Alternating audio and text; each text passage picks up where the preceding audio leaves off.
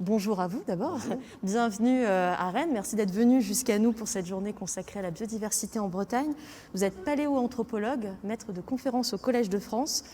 Le cœur de votre réflexion, c'est l'évolution de la lignée humaine. On vous doit de nombreux ouvrages de vulgarisation scientifique sur l'homme, les origines de l'homme évidemment, mais aussi sur les grands singes, sur le sport, plus récemment sur la domination masculine, sur la diversité en péril. Vous traitez beaucoup de sujets, ça tombe bien, ça nous intéresse, on en a beaucoup à vous soumettre. J'indique d'ailleurs à notre public, même système que tout à l'heure, vous êtes connectés à Klaxoon, vous pouvez nous envoyer vos questions par écrit. Je vais d'abord m'entretenir avec Pascal Pic et puis on prendra un petit temps à la fin de l'échange pour vous faire remonter les questions du public. On va peut-être pour commencer appliquer la démarche qui est la vôtre, qui est d'ailleurs un peu à contre-courant de notre monde qui va très vite. Vous prenez le temps long, même très long, pour penser notre présent et pour penser notre avenir. Allez, on va revenir il y a 2 millions d'années en arrière. C'est l'émergence du genre Homo, j'espère que je ne dis pas de bêtises, un groupe restreint d'espèces qui va s'implanter dans presque tous les systèmes écologiques sur la planète. Et puis il y a 12 000 ans, il reste juste Homo sapiens. Est-ce que ça veut dire que déjà, sur ce temps long, dans ces temps très reculés, l'évolution de l'homme se fait finalement au détriment d'autres espèces ? Je ne dirais pas tout à fait cela. Il est très clair qu'on parle de biodiversité, il faut parler de communauté écologique et de coévolution. Il n'y a pas une seule espèce qui évolue que par elle-même. Donc ça, malheureusement, c'est quelque chose qu'on a découvert depuis peu de temps, ne serait-ce qu'en médecine, par exemple. On parle aujourd'hui de microbiote. Vous savez que tous ces micro-organismes que nous avons sur la peau et surtout dans notre corps aujourd'hui sont consubstantiels de ce que nous sommes, même de nos capacités cognitives, comme vous le savez. Et en l'occurrence, que selon les composants de ce microbiote, certains remontent du temps que nous partagions avec les chimpanzés et d'autres sont beaucoup plus récents au fil de l'évolution des sociétés qui nous concernent jusqu'à aujourd'hui. Maintenant, c'est vrai, vous avez évoqué assez rapidement, bien sûr, l'ensemble de mes travaux. Rapide, mais mais en tout cas, tout ceci a une cohérence, ça s'appelle l'évolution. Malheureusement, moi j'ai appris, comme beaucoup de personnes encore, que l'évolution, ben voilà, il y avait des espèces et puis il y a une autre qui émerge et puis qui s'en dégage complètement, coupant le cordon ombilical avec la nature, avec l'idée que l'homme, effectivement, c'est quand même autre chose et que ça n'a rien à voir avec toutes ces contraintes de la nature ou toutes ces associations avec les autres espèces. Et il est vrai qu'on aurait pu penser cela parce qu'il y a 2 millions d'années, en Afrique, moi, quand j'ai commencé mes études, il y a une trentaine d'années, je viens du monde de la physique théorique, mais quand je suis rentré dans le domaine de la paléoanthropologie, grâce à un breton, Yves Coppens, eh bien... Il faut toujours des bretons. Ah oui, et voilà. Voilà, c'était la minute chauvinisme, c'est fait, on en parle. Et donc là, il y avait encore cette idée que l'homme, on ne savait pas trop d'où il venait, on était un peu sur le Proche-Orient, surtout sur l'Europe, un petit peu sur l'Asie, et l'Afrique n'a émergé que dans les années 70 et c'est confirmé pour notre espèce Homo sapiens il y a simplement une trentaine d'années, vingtaine d'années même, pour les études les plus solides. Donc à partir de là, donc, on a complètement changé. C'est-à-dire que d'emblée, on est déjà sorti du paradigme européen. Ça voulait dire que tout ne s'est pas passé en Europe et qu'il s'était passé quelque chose ailleurs dans le monde, dont nos origines. Et puis, maintenant, on le sait, le genre Homo, lorsqu'il apparaît, c'est-à-dire des femmes et des hommes, avec des caractéristiques anatomiques, physiologiques, cognitives, bien sûr, assez particulières, et techniques, parce que la technique va jouer un rôle de plus en plus important, ils vont avoir ce que j'appelle une puissance écologique que n'ont pas les autres espèces. D'abord, les hommes sont les seuls grands singes qui sont sortis des écosystèmes de leurs origines. Si les singes, aujourd'hui, il y a presque 200 espèces de primates, avec les lémuriens, et de singes, s'ils sont dans la bande des tropiques ou tempérées chaudes, c'est parce qu'ils dépendent des nourritures végétales, notamment l'hiver. Par exemple, chez nous, ici, c'est l'apoptose, c'est l'automne, les feuilles tombent, eh bien, les singes ne pourraient pas survivre. Dans nos zoos, ils survivent parce qu'on les nourrit. Donc déjà, il y avait cette contrainte qui était liée donc à notre adaptation, consommer des nourritures végétales tout au long de l'année. Eh bien, les premiers hommes vont être capables, eux, de sortir d'Afrique et, comme vous l'avez dit, d'aller très loin. D'ailleurs, au départ, ils ne vont pas partir tout seuls. Vers 2 millions d'années, ce ne sont pas encore les vrais hommes, on les appelle les homo habilis, mais enfin, on en est très proche. Ils vont sortir avec la communauté écologique qui est celle de la savane africaine, avec les lions, avec des grands babouins qu'on appelle les géladas, enfin pas ceux d'aujourd'hui, etc. Et donc, ils vont sortir, là, ça semble à peu près naturel. Et puis, ils vont aller vers l'est, Et là, ils vont buter contre la communauté écologique du tigre. La communauté écologique du lion, de la savane, va buter contre la communauté écologique du tigre, qui, elle, est plus forestière. Et la seule espèce qui va passer, c'est l'homme. Et déjà, d'emblée, l'homme va être capable de s'installer dans tous les systèmes écologiques et à partir de là, de prendre de plus en plus d'influence, notamment à travers la chasse, à travers toutes ces formes de prédation. Alors, il n'y avait pas d'équilibre. Vous savez qu'il y a une idée un petit peu naïve qui traîne aujourd'hui. Les peuples avec des économies de chasse et de collecte qui seraient en harmonie avec l'environnement, bien sûr, elles le sont plus que nous, c'est une évidence. Mais derrière cela, il n'y a pas une espèce qui n'a pas une influence sur son environnement, sa biodiversité. Un gorille qui se déplace sur ses phalanges change la manière dont les plantes vont pouvoir pousser. Vous voyez. Donc tout ceci, alors l'homme, lui, a encore plus d'ampleur. Et ce n'est qu'à partir de l'expansion de notre espèce, donc l'homme moderne, c'est-à-dire Homo sapiens, que là, on commence à percevoir les dégâts écologiques que nous commettons. Parce que il y a 40 000 ans, alors 40 000 ans, ce n'est pas grand-chose pour nous, mais 40 000 ans, ça peut sembler impressionnant. Il y a 40 000 ans, nous aurions eu dans vos débats des hommes et des femmes de Néandertal, des hommes et des femmes de Denisova, et des Homo sapiens, bien sûr, des hommes et des femmes d'Homo sapiens. Et puis, à partir de 30 000 ans, il y a une expansion qui se confirme, parce qu'elle est déjà entamée depuis 100 000 ans, mais qui se confirme d'une manière très dramatique, d'une certaine manière, puisque à partir de là, donc, les Néandertaliens vont disparaître, les Denisoviens vont disparaître. Denisova, c'est une grande espèce qui était répartie sur l'extrême Asie. Il y a des espèces plus exotiques qu'on connaît depuis peu sur les îles, à Luçon, à Flores, mais il y en aura d'autres. Hein. On sait qu'il y en a d'autres qui ont coexisté avec nous. Donc je voudrais qu'il faut bien qu'on se rappelle de cela. Et ça, c'est quelque chose quand même de récent. C'est très important. Longtemps, on a conçu l'évolution de l'homme comme dirigée vers l'homme. Et là, on est en train de constater... L'homme et seulement l'homme, d'ailleurs. C'est comme ça qu'on a oublier les femmes au passage. C'est pour ça que j'ai fait ce dernier essai sur l'évolution créée à la femme. Mais en l'occurrence, on avait toujours cette idée que nous sommes une espèce unique. Comme elle est unique face à son créateur. Vous voyez, ou comme la philosophie l'a aussi un peu véhiculé. Donc cette idée que l'homme était quand même à part de la nature et qu'il pouvait dominer la nature. C'est de ça, en fait, dont nous payons les conséquences aujourd'hui. Et donc on avait du mal à imaginer qu'il y ait pu y avoir plusieurs espèces humaines contemporaines. Et en précisant, tout aussi intelligentes, qui ont tiré leur mort, qui avaient des langages, dont nous avons les gènes, tels que vous êtes, vous, là, avec la couleur de cheveux, vous avez 3-4% d'ADN de Néandertal. Bon, moi, avec l'âge, on ne sait plus trop. Mais en l'occurrence, même ce que nous sommes vient en partie des autres. Alors ça, c'est une révolution totale par rapport à notre relation à l'évolution et aux autres espèces, notamment humaines, qui ont disparu. Et à partir de là, donc, le seul problème qu'ont eu les Néandertaliens, les seuls problèmes qu'ont eu les Denisoviens, c'était nous. Donc nous avions une puissance écologique qui s'est accrue à cette époque-là, et petit à petit, sans que ce soit un projet, ça a pris quand même 20-40 000 ans cette affaire-là, mais au bout de ce long temps, eh bien, les autres hommes ont disparu, mais en même temps, alors que les autres espèces humaines, Néandertal sur l'Europe, la Russie, Denisova sur l'Asie, comme je l'ai dit, vont disparaître parce que, évidemment, elles sont en compétition avec nous, eh bien, les sapiens arrivent dans les Amériques. Ils ne sont pas arrivés qu'à pied, ils sont arrivés aussi en bateau, des deux côtés d'ailleurs. On commence à découvrir cela. Et là, il y a un film extraordinaire, grand film scientifique, L'âge de glace, numéro 1. Ah oui, non, je ne plaisante pas. L'âge de glace numéro 1, il est remarquable parce qu'on voit très bien la crise du réchauffement climatique qui se met en place à l'époque, parce que c'est la fin de la dernière glaciation. Évidemment, ces grandes faunes de mammifères vont être désemparées. Et les hommes vont arriver là-dedans, et ces grands mammifères n'avaient jamais coévolué avec ce prédateur particulier qui est l'homme. Et là, ça va être un massacre absolument dément, dont d'ailleurs Charles Darwin s'était rendu compte dans ses voyages en Amérique du Sud. Et très rapidement, ces animaux vont faire l'objet, contrairement au culte des Amérindiens qui sont bien en harmonie avec leur environnement.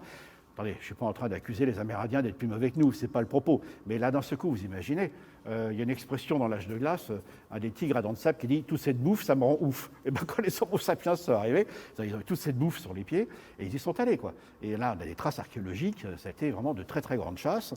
Il n'y avait pas de cheval à l'époque, hein. Et donc de très grandes chasses à pied, mais surtout ces grands mammifères, ça rote, ça pète. Ça produit des gaz à effet de serre, et une étude d'il y a 5 ou 6 ans a montré que cette chute brutale de la production de gaz à effet de serre par les grands mammifères a fait chuter un peu la température de la Terre, et ça se retrouve dans les carottes de glace. Donc vous voyez déjà, sur l'exemple des Amériques, ça a été un choc il y a 30 000 ans, 40 000 ans, voire avant, qui a déjà un effet considérable sur la biodiversité, considérable également sur le climat, comme ensuite avec l'arrivée des Occidentaux, c'est-à-dire nous, ça va être un choc anthropologique avec la disparition des Amérindiens. Vous avez mentionné Darwin, là on fait un grand saut dans le temps, on revient au début 19e, avant même 1859, vous dites... Alors, vous présentez Darwin comme un visionnaire. Il a été visionnaire de beaucoup de choses, mais notamment de la dégradation de la biodiversité. Vous l'évoquiez. Darwin, dites-vous, comprend l'influence de l'homme sur le vivant et il a une perception assez claire des menaces à venir. Comment se fait-il qu'il n'ait pas été entendu à l'époque Darwin et comment ça se fait qu'aujourd'hui encore, on ne peut peut-être pas dire qu'il soit totalement entendu? Non, il est très mal compris. D'abord, ça a été très mal enseigné. Ça, c'est la faute aux universitaires, mea culpa. Et deuxièmement, il a été perçu à travers un biais que l'histoire n'a pas encore très bien rétabli. Les travaux de Charles Darwin sont arrivés par une application complètement délirante du darwinisme, qu'on appelle le darwinisme social, par Herbert Spencer. Et Darwin détestait Spencer. Et donc ça a été, et là on va payer cher pendant 150 ans, l'idée que, effectivement, la loi du plus fort s'applique entre les sociétés humaines, entre les individus d'une même société. Que celui qui survit est en fait le plus fort. N'a jamais dit ça, c'est complètement faux. La sélection naturelle, ça n'a jamais été la loi du plus fort. Et c'est ça qu'on est en train de vivre aujourd'hui. La sélection naturelle, ça veut dire que ça veut dire. C'est la sélection. C'est-à-dire qu'elle ne crée pas, et ça ne veut pas dire qu'elle élimine. Elle favorise les variations déjà existantes. Et les enjeux qui vous ont réunis aujourd'hui dans tous ces échanges, ce n'est pas... Le constat est fait. On sait très bien ce que ça veut dire que l'effondrement des biodiversités, les problématiques des changements climatiques, les problèmes sociétaux également. Mais là, on est plutôt sur les biodiversités. Et en l'occurrence, soyons très clairs, il faut bien comprendre que dans l'évolution, quand il y a un changement comme celui que nous sommes en train de connaître, il n'y a pas tout à inventer. Il y a en fait à sélectionner, faire les choix pour les sociétés de demain. Et aujourd'hui, on connaît les solutions, elles existent. Qu'est-ce qui fait que nos sociétés, grâce à des réunions comme celle-ci, vont être capables au niveau local, régional, d'un pays, d'un semi-continent, l'Europe et ailleurs, et bien sûr au niveau global, d'être capables de faire cette synthèse. Et Darwin avait complètement compris cela, et lui avait compris une chose très importante. C'est que dans tous les écosystèmes qu'il avait visités, c'est-à-dire dans l'hémisphère sud, essentiellement l'Amérique du Sud, mais il y en a d'autres, comme l'Australie, un petit peu la Nouvelle-Zélande, et là, il avait constaté qu'il n'y avait jamais surpopulation des individus d'une espèce par rapport aux autres. Et c'est là qu'il s'est dit, il y a quelque chose qui régule. Et ça sera donc la sélection naturelle qui va mettre 20 ans à conceptualiser. Et là, ça m'amène à quelque chose d'important. Ça se voit certainement malgré mon masque, je suis un baby boomer, donc j'ai la soixantaine, assez en forme, mais en l'occurrence, j'appartiens à la génération qui a connu un progrès comme jamais dans l'histoire de l'humanité. Depuis que je suis né, la population mondiale a été multipliée par 3. Nous avons gagné 25 ans d'espérance de vie. Nous n'avons jamais autant consommé, nous ne sommes jamais autant déplacés et acquis autant de liberté. Voilà. Tout ceci, c'est des grands enjeux qui, évidemment, qu'il faut qu'on le redéfinisse, qu'on le repense aujourd'hui. Mais en l'occurrence, si on était dans une vision darwinienne stupide comme celle que l'on comprend, on dirait « Ah ouais, super, on a multiplié la population mondiale par 3, quel succès darwinien !» C'est la fin de l'histoire, Darwin ne vous dira pas ça. Ça. Darwin comme Lévi-Strauss d'ailleurs, j'ai fait un essai entre Darwin et Lévi-Strauss, et là ce qui est intéressant, c'est que le succès, si je demande aux personnes quelles sont les raisons qui font que le monde change, eh bien, donc, qu'il y a adaptation et in fine évolution. C'est dire, ah ben oui, on pense à Jurassic Park, vous voyez, les météorites, catastrophes naturelles, bien sûr que c'est intervenu.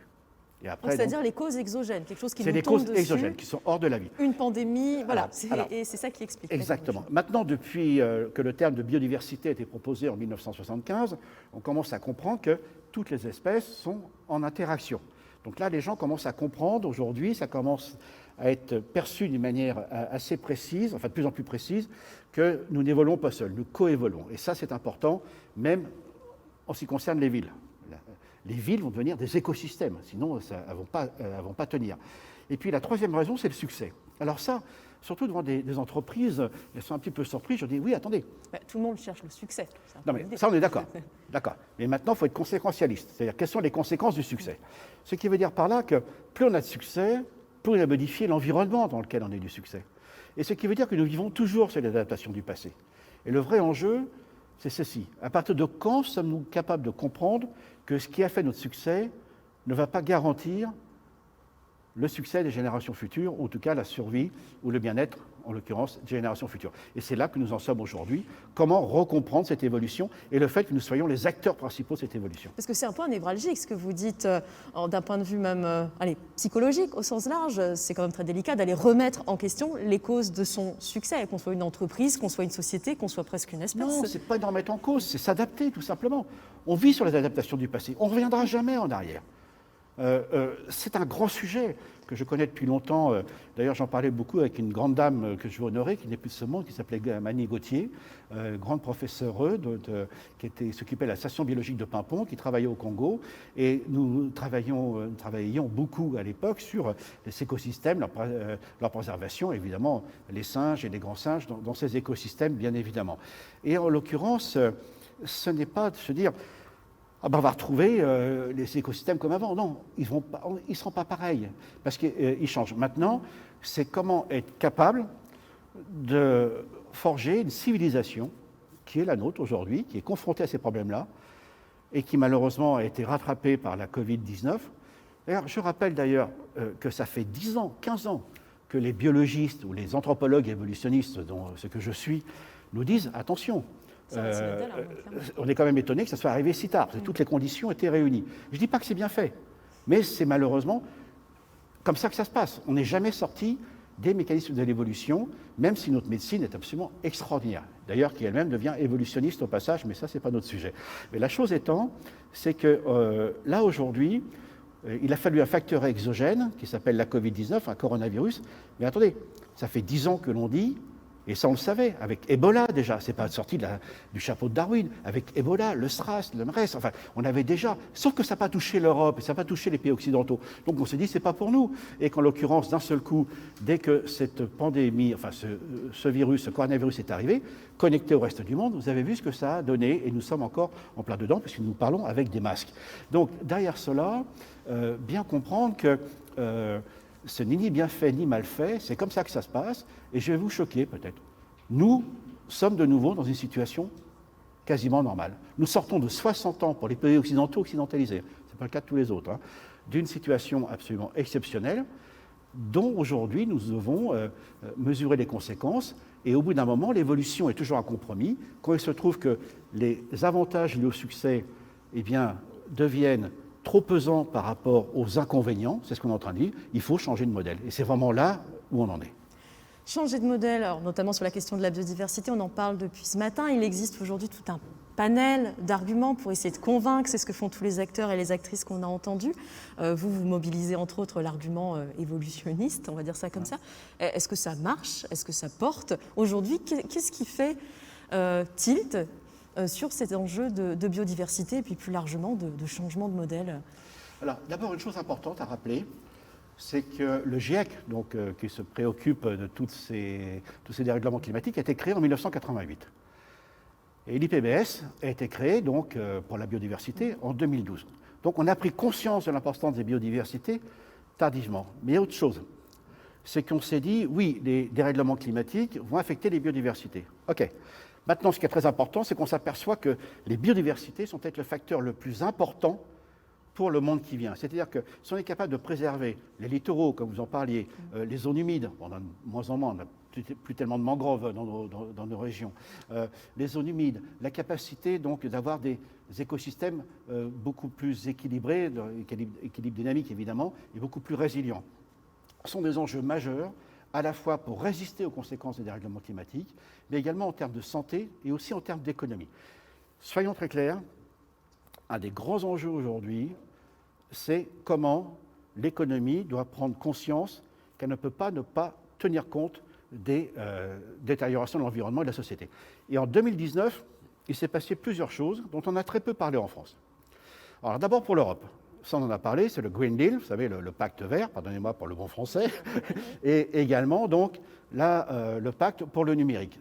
Ça peut vous sembler étonnant, mais les deux vont être liés, parce que les enjeux du numérique produisent aussi beaucoup d'énergie, mais peuvent aider à comprendre les écosystèmes. L'autre chose, c'était justement le World Economic Forum, qu'on appelle le Forum de Davos.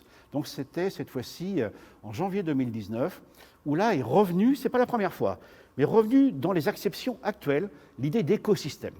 C'est-à-dire que dans un écosystème, et j'étais très clair tout à l'heure, une espèce n'évolue pas seule. Alors vous pouvez avoir du succès, mais si votre écosystème se détériore, vous tombez avec.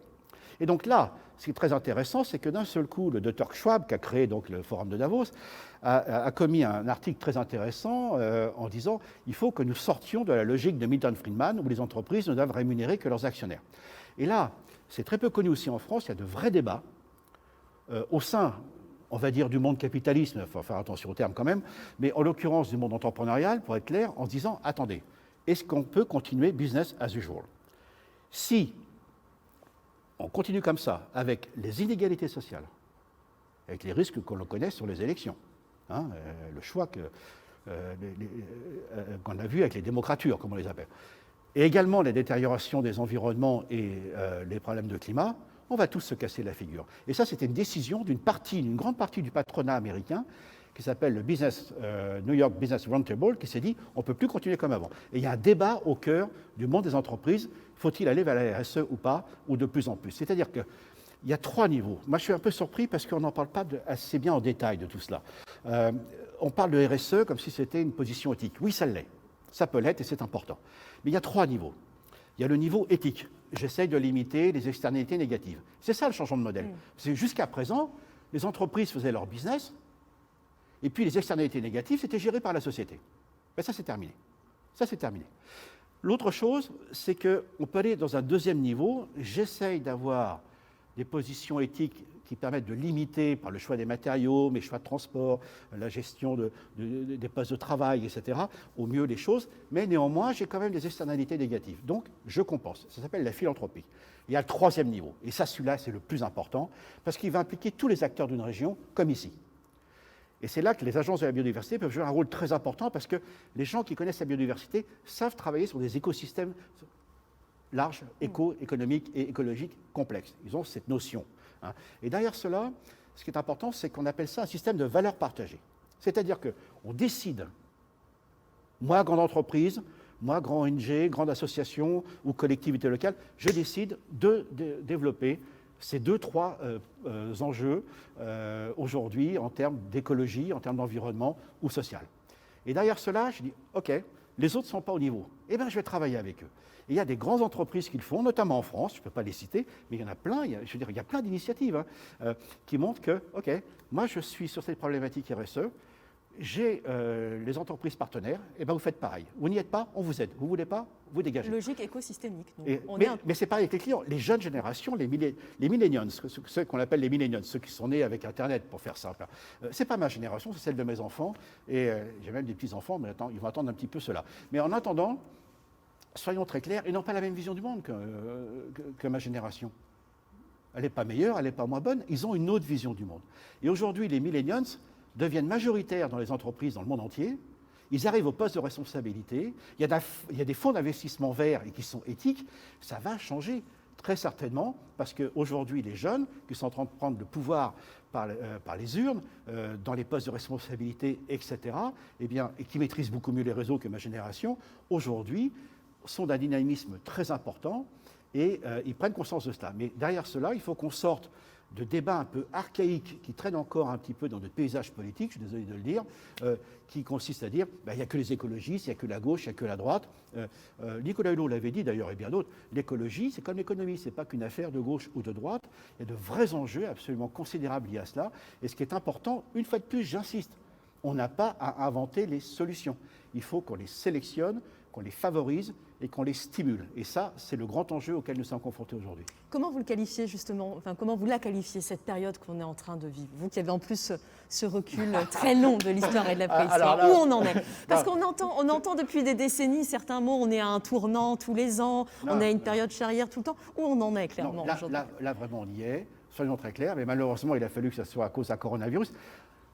Écoutez, c'est quand même assez étonnant, ça fait quand même quelques années qu'on est capable de donner des évaluations qui ne sont pas des chiffrages précis, mais dont les ordres de grandeur suffisent à nous convaincre normalement sur le coût, justement, de tous les désastres écologiques ou même sociaux. D'après les dernières études que je viens de voir, donc qui viennent de sortir, ça ne fait même pas un mois, on estime que les enjeux de RSE et de biodiversité peuvent, si on les appréhende de manière cohérente, concrète, réalisable, et ça, normalement, on sait le faire, eh bien, c'est un gain de 1500 milliards de dollars par an. 1500 milliards de dollars par an. D'un seul coup, c'était des externalités qui nous semblaient, après tout, c'est le prix à payer, deviennent aujourd'hui des enjeux positifs.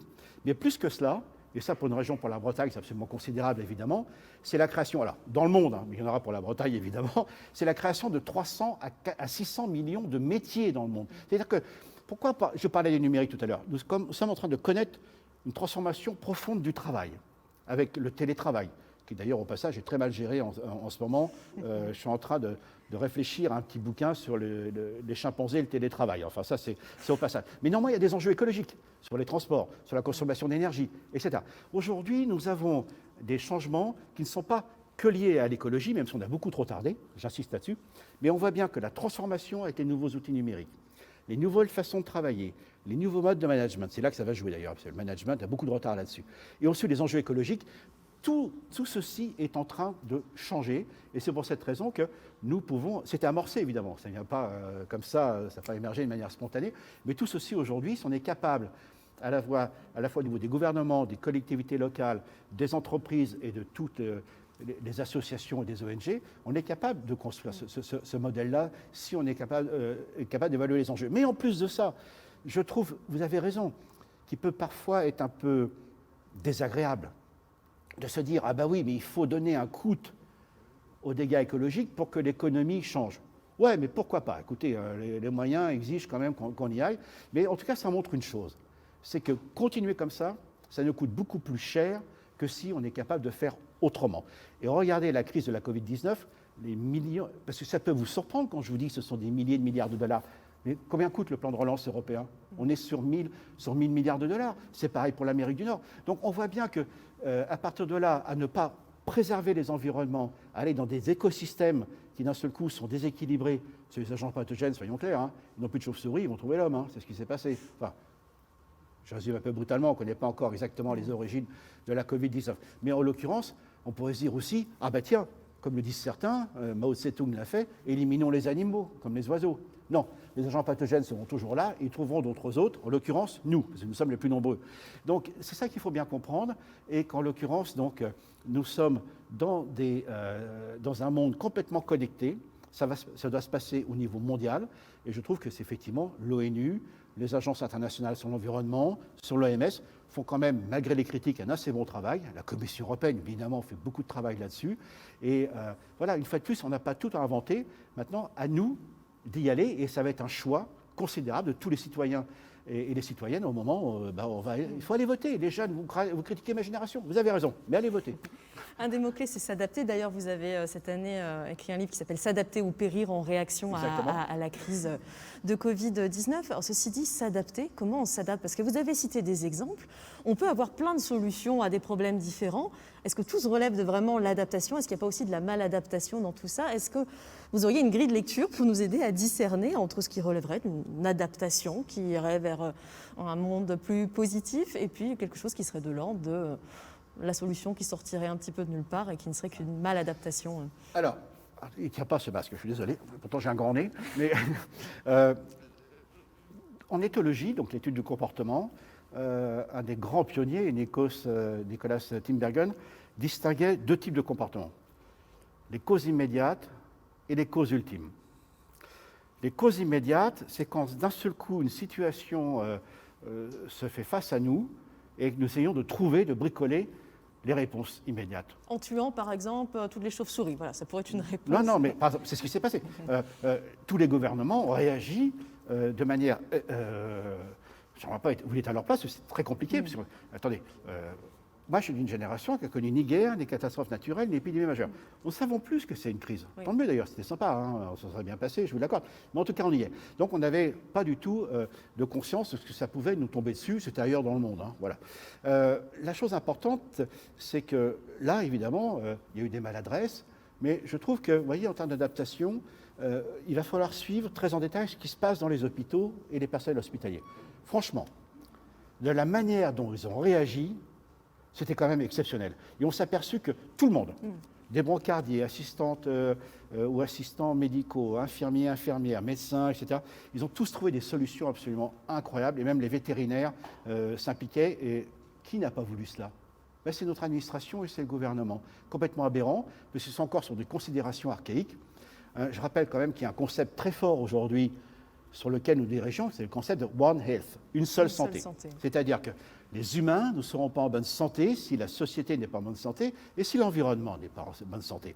Et donc, soyons clairs, 2/3 des zoonoses comme la Covid-19, ça vient des animaux sauvages et des écosystèmes qu'on déstabilise. Il faut le rappeler, ça. Les études sont très claires. Et de plus, certaines sont sorties récemment là-dessus, confirmant ce fait. La chose importante, donc, par rapport à ça, c'est qu'en effet, il a fallu bricoler, réagir, c'est bien. Maintenant, le vrai enjeu de l'adaptation, ce n'est pas qu'on répond de la meilleure façon possible, pas toujours la meilleure, mais bon, voilà, c'est l'urgence. Je ne donne pas d'excuses, mais voilà, c'est comme ça. Et quelles sont, parmi ces réponses, celles qui seront pérennes? Donc celles qui vont participer à l'adaptation de nos sociétés. Donc c'est pour ça que je vous disais, une fois de plus, c'est exactement comme ça que fonctionne la sélection naturelle. C'est favoriser, l'adaptation viendra de la capacité, évidemment, ou non, maladaptation, d'aller faire le choix meilleur possible des solutions co-émergées parmi tous les acteurs qui ont été impliqués dans ce bouleversement que l'on a connu et cette crise qui n'est pas encore terminée. Et donc c'est ça l'adaptation, c'est comment passer de ces diversités des solutions, pseudo-solutions, des bonnes, des très bonnes ou des moins bonnes, à quelque chose de plus cohérent, ce qu'on appelle dans les théories de l'innovation une synthèse créatrice. Donc il nous reste à créer une synthèse créatrice. Alors quel nom? La Renaissance ne s'appelait pas la Renaissance, on l'a appelée après comme cela. Donc on laissera le soin les à 30 d'autres Glorieuses, personnes c'était de après, nommer ce qu'on mais en vit. tout cas on y est. Dans quel état d'esprit vous êtes, Pascal Pic, en ce moment? Est-ce que je dois comprendre que vous êtes optimiste au vu de ce que vous dites, ou est-ce que c'est un peu aller un peu trop vite en besogne? Non, je ne suis pas naïf, mais je suis pas. J'ai dit optimiste. Mais je ne suis pas pessimiste non plus. J'ai de réelles inquiétudes parce qu'il y a tous ces enjeux sont là. C'est pas moi qui les invente, etc. Et puis quand même, j'ai 3 enfants, j'ai 3 petits-enfants. J'aimerais bien quand même que cette planète soit beaucoup plus accueillante pour eux par rapport à cela. Et donc, moi, j'ai confiance dans la jeune génération, mais il n'y a pas qu'elle aussi. Je ne suis pas un père drôle de l'année, ça se voit. Et pourtant, je suis quand même. Mais moi-même, j'ai beaucoup consommé. Moi-même, beaucoup consommé. C'était par rapport à ma génération, évidemment. Donc, et puis, voilà, il y a eu la crise de la vase folle, il y a eu ces prises de conscience. Moi-même, ça a pris du temps. Peut-être un peu moins lentement que d'autres, mais plus rapidement que d'autres aussi. Et puis, surtout, apporter ma contribution en tant qu'anthropologue. C'est très curieux parce qu'en France, vous savez, quelqu'un qui est très connu, qui était Claude Lévi-Strauss. Et Claude Lévi-Strauss, évidemment, anthropologie culturelle et sociale, très axé sur la philosophie. Et on a complètement ignoré comment Claude Lévi-Strauss, Théodore Monod aussi, étaient de grands écologistes.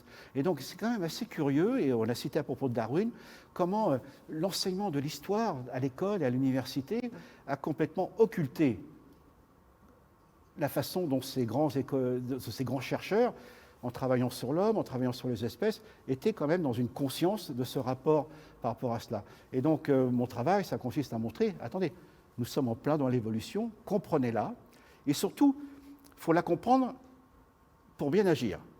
Regardez, face à la crise de la Covid-19, des pays qui avaient une tradition eugéniste, ça a été un petit peu oublié dans cette affaire, mais l'Angleterre, la Hollande, la Suède, ils ont voulu jouer sur l'immunité collective. Ah non, pas du tout, il ne faut pas jouer avec ça. La sélection naturelle, le rôle de la médecine, c'est d'aller à son encontre. Mais ça peut aussi l'utiliser sur certaines thérapies, mais à condition de la contrôler. Donc, comprendre l'évolution, ce n'est pas la laisser faire, c'est savoir la comprendre, voir quand nous sommes dans des actions qui vont en fait nous entraîner vers la malévolution, et savoir aussi, et c'est ça le propre de l'homme, et des femmes évidemment, c'est d'être capable de comprendre ce monde qui nous entoure pour en tirer des enseignements, et ensuite le bénéfice évidemment de l'humanité, mais qu'aujourd'hui, on le voit bien, l'humanité, ce n'est pas limité qu'à l'espèce humaine. Je vais terminer par la question par laquelle j'aurais peut-être dû commencer, puis ensuite on regardera les questions du public. Pour vous, Pascal Pic, je ne vous ai pas demandé quel était le rapport à la biodiversité, le rapport à la nature qui vous donne envie aujourd'hui, et puis déjà par le passé, de vous mobiliser pour cette biodiversité. D'abord, il y a l'aspect esthétique, et puis il y a aussi un aspect éthique profond.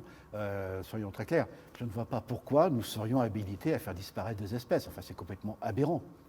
Et en plus de ça, on sait maintenant, une espèce qui disparaît, c'est ça l'idée des écosystèmes et de la biodiversité. Il faut bien comprendre que quand vous avez un écosystème, une espèce qui disparaît, c'est pas comme un jeu de Lego, vous ne remplacez pas la pièce. Hein. Un écosystème, c'est un tissu d'interaction extraordinairement complexe, comme les oiseaux butineurs, les insectes butineurs. Vous savez combien est estimé l'apport des insectes butineurs à l'économie de l'agriculture mondiale?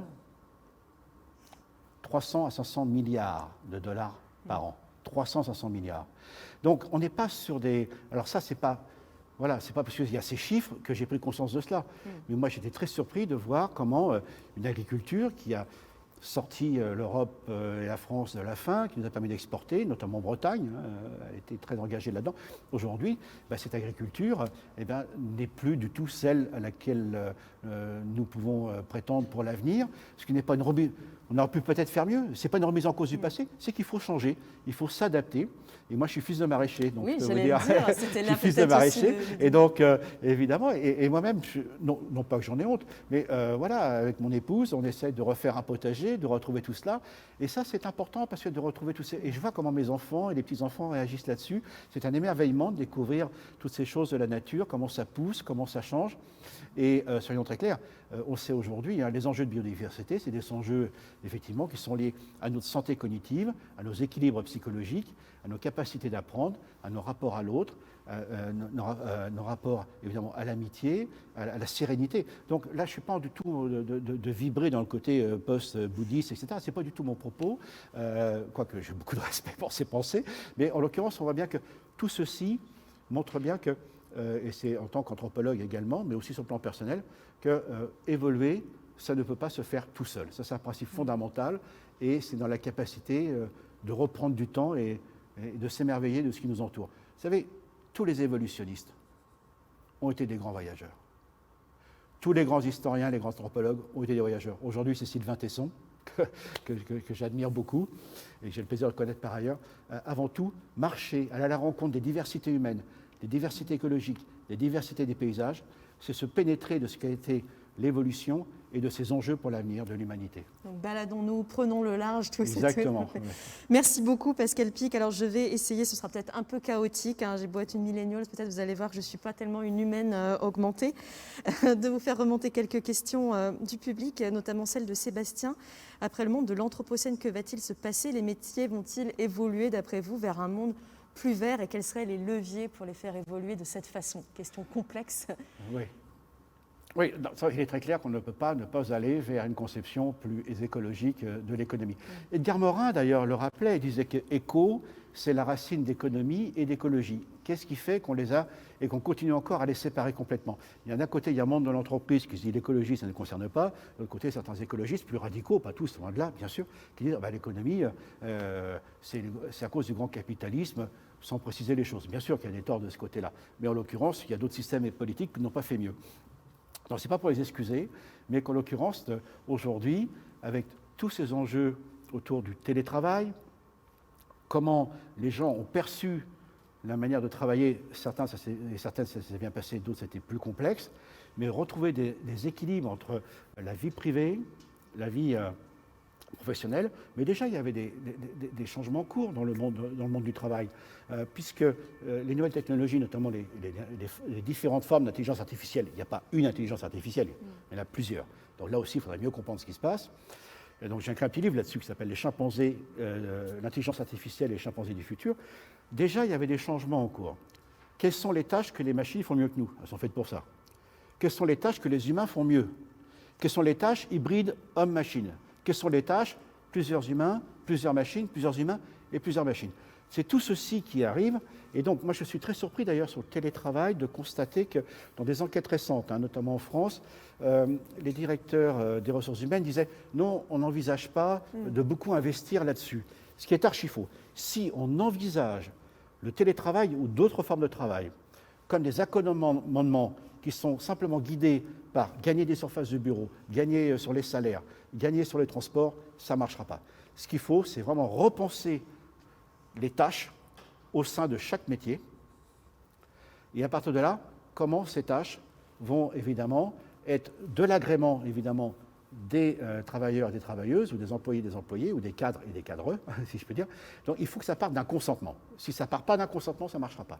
Un consentement qui ne doit pas être que motivé pour des raisons de bien-être, de confort ou autres, qui sont néanmoins des enjeux extrêmement importants. C'est comment être capable de concilier cela, ces différents temps de travail, etc. Et on voit les jeunes hommes sont en train de changer, ce n'est pas du tout les pères tels que je les ai connus moi. Les jeunes hommes aujourd'hui, sur le congé maternité, etc., sont en train de s'appliquer. Voilà, toutes ces choses sont en train de changer, et c'est comment le travail, et on voit bien, regardez, c'est l'actualité. Je ne fais pas de publicité, c'est l'actualité. Hein. On a entendu parler des difficultés, entre guillemets, de Danone, qui va licencier beaucoup de personnes. Et vous avez remarqué qui est licencié? Les managers et les directeurs. Ce qui veut dire qu'on est en train de connaître une révolution dans l'organisation des entreprises qui ne met pas en cause directement ou en premier chef les personnes qui occupent les différentes tâches de ces grandes professions, enfin ces grands domaines d'activité, mais on voit bien que c'est au niveau des modes de management, d'organisation du travail, que ceci va se jouer. Et ceci ne pourra pas ne pas se faire, et on le voit aujourd'hui. Vous avez des anciens directeurs ou directrices de la RSE dans de grands groupes internationaux qui deviennent aujourd'hui les PDG. Donc voilà, alors, je ne dis pas que tout est arrivé, mais on voit bien que tout ceci est en train d'émerger, et ce n'est pas hasard. Ce sont des personnes de 40 ans, la quarantaine, de la trentaine, et donc voilà ce monde tel qu'il change. Et donc là, je dirais à Sébastien, soyez aussi actifs et revendiquez aussi la capacité d'avoir un équilibre entre vos activités, votre vie personnelle, privée, le travail. Ce n'est pas qu'ils travaillent moins bien, ces jeunes. Ils veulent travailler différemment. Et ça, c'est important. Une question, plutôt une réflexion de Delphine à laquelle j'aimerais que vous réagissiez. Est-ce que finalement la non prise en compte ou la faible prise en compte de la biodiversité aujourd'hui dans nos vies et puis même dans la façon d'appréhender notre histoire longue, est-ce que c'est une illustration de notre vision court-termiste du monde, des choses, de la vie ? Il y a deux choses. Ce n'est pas qu'une vision court-termiste. Par exemple, l'idée d'évolution de l'homme sur des millions d'années et l'homme qui transcende un petit peu les contraintes de la nature, c'est une vision à long terme, mais qui a complètement méprisé les autres espèces et négligé les enjeux. Oui, parce qu'on zappe cette partie biodiversité en général. Voilà. La biodiversité en fait, était un non-sujet. Sauf qu'aujourd'hui, effectivement, on comprend très bien que même si la question des biodiversités ça émerge dans les années 70 comme le climat, mais on en a pris conscience que beaucoup plus récemment, comme je citais, la fondation de l'Institut de l'IPBES, donc qui s'occupe de ces questions au niveau international. Aujourd'hui, on s'aperçoit que c'est un véritable enjeu. Mais soyons clairs, vous tous, quel que soit votre âge, repensez à une partie des cours que vous avez eus dans ce qu'on appelle nos humanités. C'était l'homme toujours en dehors de la nature. Et même les femmes, on n'en a pas parlé, les femmes étaient complètement invisibles. Où on les voyait faire la cuisine. Donc on voit bien, voilà, c'est ça. Donc tout ceci, aujourd'hui, c'est une nouvelle prise de conscience auxquelles les scientifiques ont contribué, mais les scientifiques n'y arriveront pas tout seuls. On a besoin des politiques, des collectivités locales et évidemment de toutes les forces vives. Une question un peu en lien, la dimension historique. D'après vous, à quel moment on peut dire que nous, humains, nous sommes déconnectés aussi fortement du monde vivant, du monde animal qui nous entoure? Est-ce qu'on peut dater ça? Difficile à dire, mais en tout cas, il est clair que depuis le néolithique, l'invention des agricultures, il y a eu de nouveaux rapports, évidemment, à la nature. Et là, on voit bien qu'il y a une détérioration en moyenne. Il y a toujours beaucoup de diversité, des relations entre les hommes et les femmes, il y a plus de coercition qui s'installe. Et puis, à partir de là, donc, on a des systèmes économiques qui vont stocker, qui vont redistribuer, qui vont monopoliser. Il va y avoir des pillages. Et donc, il est très clair qu'avec l'invention des cités, et c'est ça le paradoxe auquel nous sommes confrontés aujourd'hui, c'est que toute l'histoire, c'est dans les cités. Les gens des villes ne sont pas plus intelligents que les villes des campagnes, sauf que les gens des villes se rencontrent beaucoup plus souvent. Et donc on voit bien que c'est le fait de pouvoir se rencontrer et d'échanger des informations qui a fait que l'histoire s'est jouée dans les villes. Et les villes, pensez simplement à l'iconographie de la Renaissance, le temps des utopies, Thomas More. Eh bien, vous remarquerez que sur ces représentations, ces tableaux, ces gravures ou lithographies, qu'importe, vous remarquerez que vous avez des villes qui sont tirées au cordeau, il n'y a pas un arbre, il n'y a pas un animal. Donc il y a eu, avec l'humanisme de la Renaissance, tout un courant qui a dominé jusqu'à aujourd'hui et qui est encore prégnant malheureusement dans nos grandes écoles, où c'était l'idée que l'homme pouvait construire son environnement que pour lui et pour lui-même. Or, aujourd'hui, que se passe-t-il? Eh bien, les biodiversités ne sont plus en dehors des murs, c'est que les villes elles-mêmes vont devoir intégrer ces biodiversités avec les plantes évidemment, mais aussi les animaux, parce qu'il y en a beaucoup plus qu'on ne le croit. On l'a vu d'ailleurs avec la crise de la Covid, les gens étaient surpris de voir, tiens, un renard, tiens, une biche. Et en l'occurrence, il y a une résilience plus importante qu'on l'imagine, mais attendez, ça ne va pas durer longtemps si on continue comme ça. Donc cette résilience a ses limites également, soyons très clairs. Et derrière cela, effectivement, on s'aperçoit que ce qu'on appelle aujourd'hui les cités du futur, les green cities, Et c'est un concept qui est absolument essentiel, mais qui est intéressant une fois de plus. Regardez Singapour. J'aimerais pas vivre à Singapour. Mais Singapour, quand même, est une ville qui est très en avance à bien des égards, où là, on a des doubles numériques de la cité et également beaucoup de végétalisation. C'est comment utiliser ces nouveaux outils avec tous ces enjeux de l'écologie qui permettent de mieux gérer, notamment avec une capacité d'avoir des balcons, des toits qui soient plus verdissants, etc. Regardez, la crise, et je pense que ça va être un enjeu pour les prochaines municipales et les grandes villes, la crise de la Covid a montré comment la vie citadine, loin de la capacité de pouvoir marcher sereinement et de voir la verdure, a été quelque chose qui a beaucoup marqué et un impact psychologique considérable. Donc là, voilà, là aussi, je pense qu'il y a des possibilités de changer. Donc sortir de l'idée que la ville, c'est Alphonse Sallet qui disait qu'il faudrait mettre les villes à la campagne où l'air est plus pur, semble-t-il. Donc, et moi, je suis en train de parler du paradoxe d'Allais, c'est-à-dire qu'en l'occurrence, c'est aujourd'hui, c'est les biodiversités qui rentrent dans les villes et qui vont être un enjeu considérable pour le bien-être des citoyens et des citoyennes de demain. Donc là, c'est une rupture par rapport à la pensée de la Renaissance qui nous a nourris pendant 5 siècles. Plusieurs questions sur les décideurs publics et privés, un public avec lequel vous échangez. Comment les convaincre de l'urgence d'agir? Vous disiez, ça commence à comprendre, il se passe des choses. Plusieurs personnes nous disent, oui, mais quand même, là, il faut passer absolument à l'action. Est-ce que vous avez des conseils sur l'argumentaire à développer? Comment on fait prendre conscience aujourd'hui aux décideurs de l'urgence d'y aller, notamment pour préserver la biodiversité? Eh bien, que les décideurs écoutent leurs collaborateurs, collaboratrices et leurs clients. Attention, attention, attention. Là, les clients aujourd'hui sont connectés, les millennials sont de plus en plus attentifs à l'empreinte carbone ou à l'empreinte écologique des entreprises, sur la traçabilité des produits. On voit bien d'ailleurs que tout ce qui est lié au locavore, au circuit court est en train de revenir. Alors moi, le fils de maraîcher, je peux vous dire, ça fait plaisir de revoir cela. Et qu'en l'occurrence, très clairement, peut-être que je pense que les quinquas ou les sextas, qui sont majoritaires au poste de pouvoir aujourd'hui, hommes et femmes, bien sûr, ce n'est pas une remise en cause. Mais simplement qu'aujourd'hui, ils comprennent qu'ils n'ont pas tout le savoir et toute la sensibilité qu'ils pourraient avoir. De toute façon, chaque individu, homme ou femme, est limité. Mais qu'ils soient à l'écoute à la fois de ses collaborateurs, collaboratrices, et qu'ils soient aussi à l'écoute des clients et ce qui l'entoure au sein des communautés. Soyons clairs, si vous avez une communauté, on est en Bretagne, là, vous avez ici des joyaux, des endroits où vous avez, depuis la Seconde Guerre mondiale, de très grandes innovations technologiques, notamment dans les télécommunications, maintenant l'intelligence artificielle, etc., etc. Bon, on sait très bien qu'on a besoin de ces clusters, comme on les appelle en bon français. Donc, oui, on connaît bien le mot maintenant. Ces îlots où les gens s'interconnectent. C'est très important. Et donc, ce qu'il faut bien comprendre dans une approche écosystémique, c'est que si un de vos mêmes concurrents vient disparaître, dans l'économie ancienne, c'est une bonne nouvelle. Dans l'économie d'aujourd'hui, écosystémique, ce n'est pas une bonne nouvelle. Ça veut dire que si un est en train de défaillir, peut-être qu'ensuite, l'écosystème risque de défaillir, et moi aussi.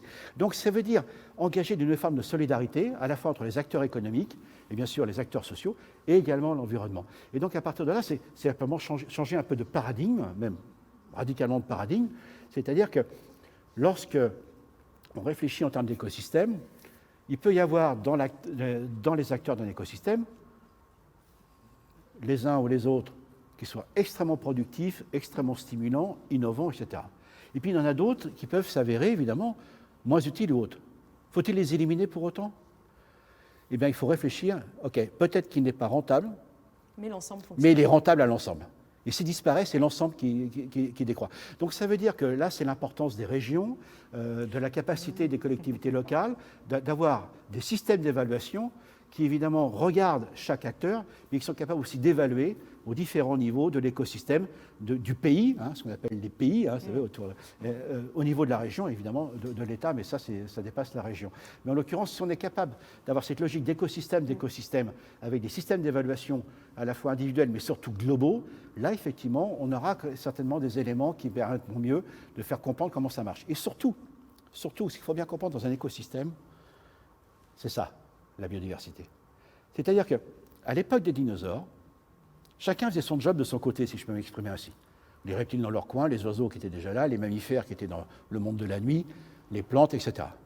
Ok, arrive ce météorite, bouleversement, et c'est l'ère tertiaire, et c'est ce qu'on appelle l'âge des mammifères. Ils étaient là avant, mais ils se déploient.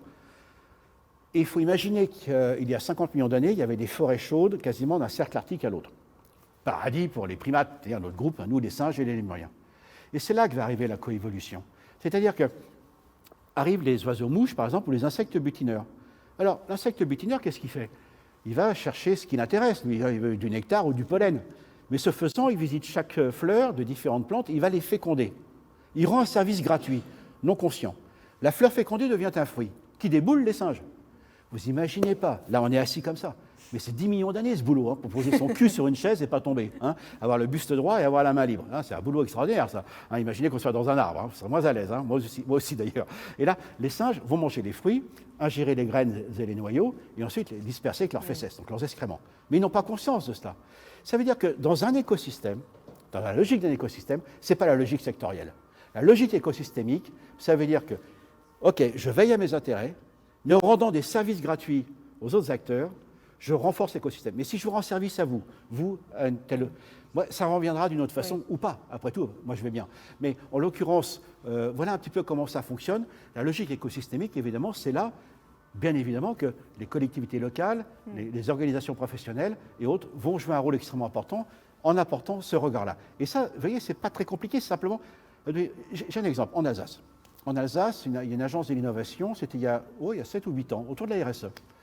Il y avait de chaque côté de la route une fonderie, de l'autre côté une menuiserie. Évidemment, ils ne se parlaient jamais.